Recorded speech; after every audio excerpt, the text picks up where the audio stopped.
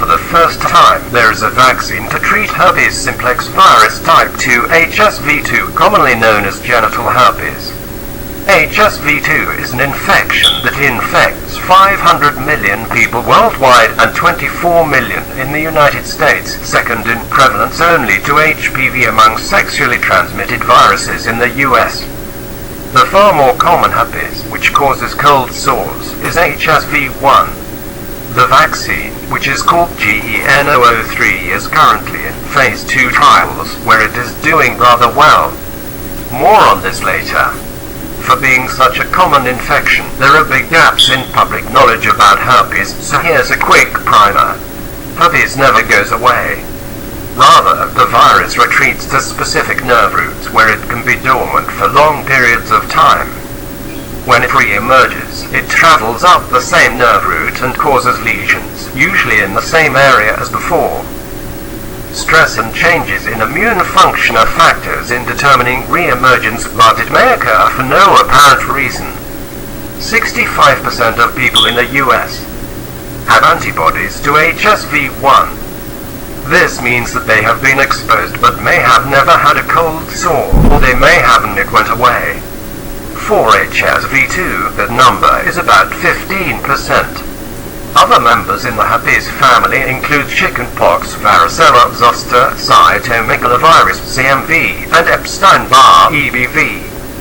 Varicella zoster also hibernates in nerve roots, but when it re-emerges, it does so as shingles. You will not be happy if this happens. Both the oral and genital viruses can infect each other's sites, but they don't do as well.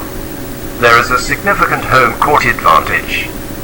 HSV1 infection of the genitals is usually mild, as is HSV2 infection in and around the mouth.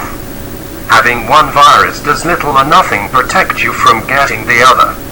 Although HSV vaccines have been extensively studied, clinical trials have consisted of one failure after another, including a large one that bombed in 2012.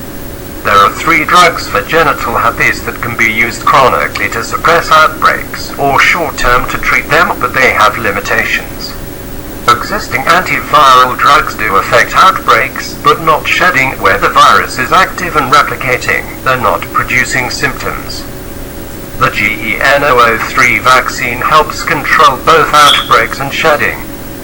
Outbreaks, as measured by the number of lesions, decreased between 43 and 69% depending on dose, and viral shedding by 55%.